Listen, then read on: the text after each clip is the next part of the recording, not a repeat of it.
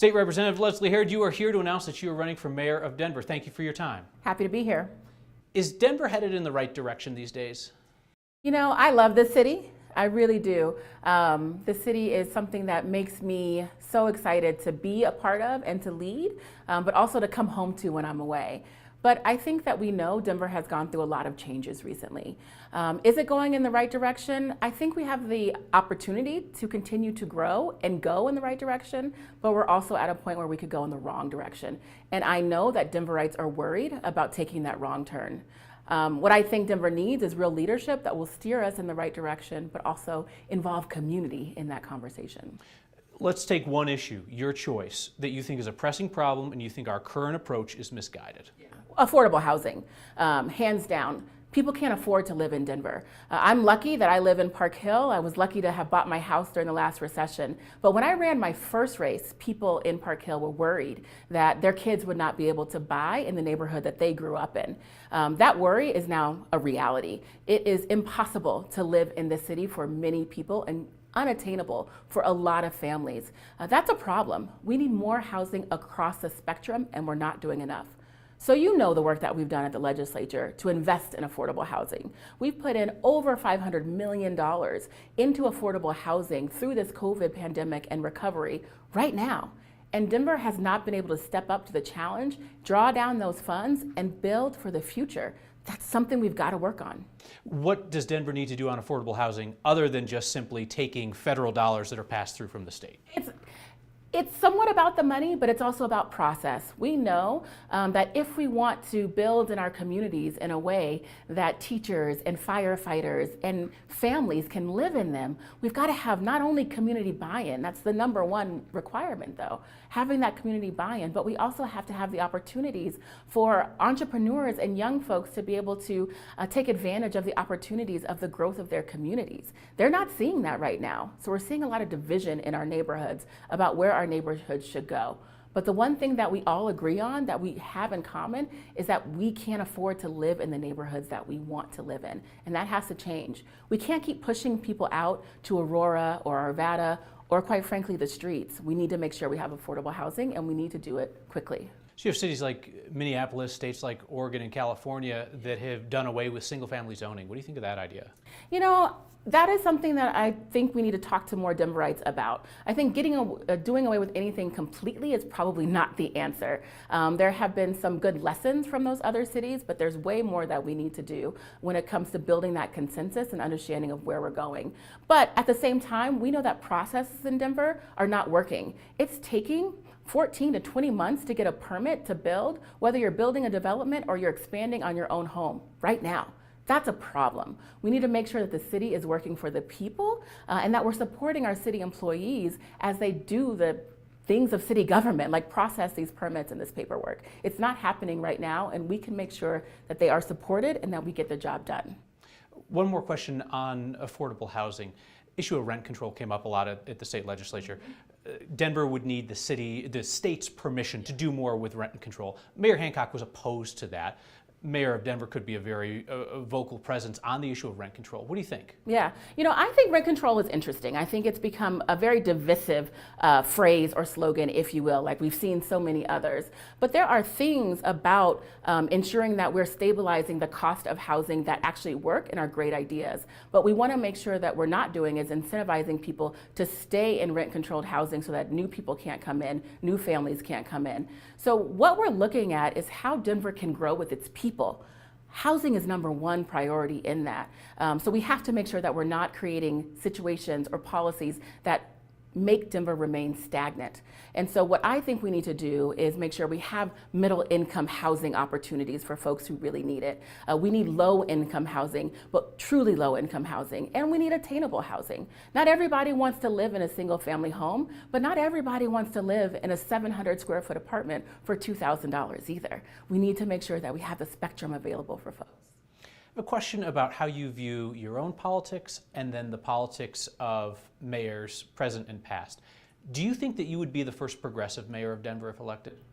I don't think I would be the first progressive mayor of Denver, no. I think a lot of Denver mayors came in with new, fresh ideas. And quite frankly, I think we have a history of great mayors in the city. I look at at Mayor Webb, Mayor Pena, all the things that they have done, Hickenlooper, all the great things that they have done for this city. And I believe that they were progressive for the time, you know? I mean, Hickenlooper walked in as a bar owner and said, this is what we need to do to revitalize this area that no one's even looking at, right? And that has become the hot spot for one of the hot spots of Denver. You know, that was progressive at the time. I mean, Mayor Webb, he laced up his shoes and said, I'm going to knock every single door in this city and sleep at people's houses so I can get to understand the community and move forward policies and ideas that they ask me to. That's progressive, you know? So will I be the first progressive mayor of Denver? Absolutely not. Am I the most progressive person in this race? I don't think so. But do I want to move Denver forward? Absolutely. You named 3 of the last 4 elected mayors of Denver, and you did not name Mayor Hancock. Oh, I think Mayor Hancock fits in that category as well. I've endorsed Mayor Hancock the past few elections. When he walked into office, he had a lot of great ideas for the city and county of Denver. One was making sure that some of those processes I talked about were actually dealt with and that we could have a city that works. Unfortunately, a lot of those plans had to get abandoned through COVID, right? The pandemic was really hard on this city, and I think hard on this administration. And so while the mayor's legacy isn't set yet, and I don't want to phrase this as he's gone, because he's not yet. I do think that we will look back and say he did some good things for our city. How about homeless sweeps? Would you continue that policy? Yeah, well, I think the sweeps are an example of failed policy. I got to tell you, I was on the board for Urban Peak, which is Denver's homeless youth serving agency, for 8 years. And quite frankly, there were times when we had to sweep the area around Urban Peak because of the dangers to the young people, specifically that were being preyed upon in front of our premise, you know. But we had somewhere to take them to, you know. We had housing, we had shelter, and we had permanent longer-term housing and mental health supports as well. No one should be living on the streets. That's not dignity. I don't think the people of Denver want folks to live on the streets, but we can't just say, you have to go, but we don't have anywhere to take you to, right? We don't have any options for you. And so the issue that I see right now with homelessness is not necessarily just looking at the encampments. It's about Denver's steep trajectory into homelessness. That's the problem. We are seeing people going into homelessness right now at rates that Denver has never seen before. We've got to stop that tide. In fact, the Colorado Health Foundation came out with a report that said 3 in 10 Coloradans and more Denverites believe that they're housing unstable right now, meaning they'll lose their home in the next few months. They believe they'll lose their home in the next few months. And a lot of those folks are right. They will lose their homes. Where are they going? Some folks are leaving Denver. Some folks are going with family. Some folks are becoming homeless, and that's a problem. So, you know, we talk about former mayors. Hickenlooper really looked at that road home, right? He really looked at homelessness before we had to deal with it as a city, right, as a crisis. I think we have to go back to some of those ideas and some of those policies. So you said the homeless sweeps are a failed policy. I just want to make sure we're clear on this. Would you end that policy? Would you end the sweeps? That's up to the city council, but I do think that we can't just remove that policy without replacing it with something that that meets our needs, which is making sure we have mental health, making sure we have housing for people. It can't be one without the other, and these divisive policies or these divisive frames don't actually work. We see that right now. If you're known for anything in the last couple of years at the state legislature, it's probably law enforcement reform. Yeah. When you look at policing in Denver, what change would you try to bring about? Absolutely. When I look at policing in Denver, I gotta say there have been a lot of movement in this area. When I passed police accountability, I did it with the support of certain law enforcement agencies, and there was no opposition from the law enforcement lobby. That's not a story that's often told.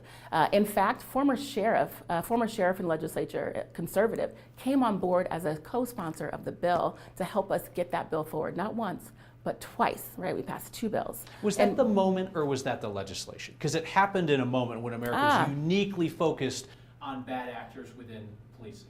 I think a lot of it is both. You know, I think that it's important that we step up and meet the moment.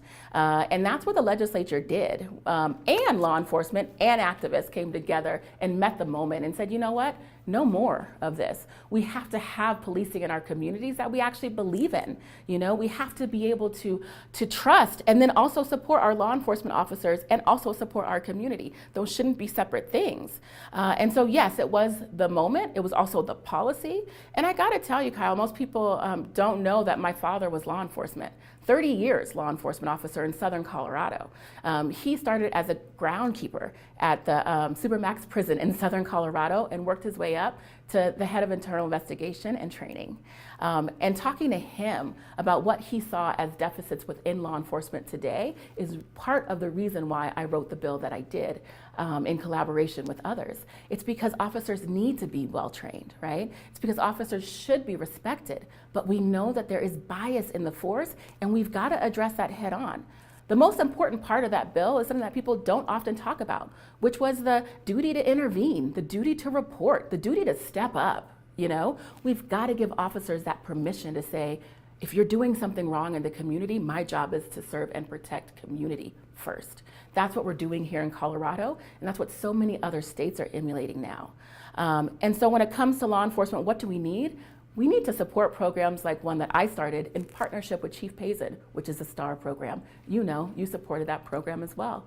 We created STAR when no one said it could be done, okay? We created STAR when the city said, no, we're not gonna do it. Instead, I ran that ballot measure, Caring for Denver, and said, I'm not gonna take, we can't fund this as an excuse to not do good policy and good work in the community.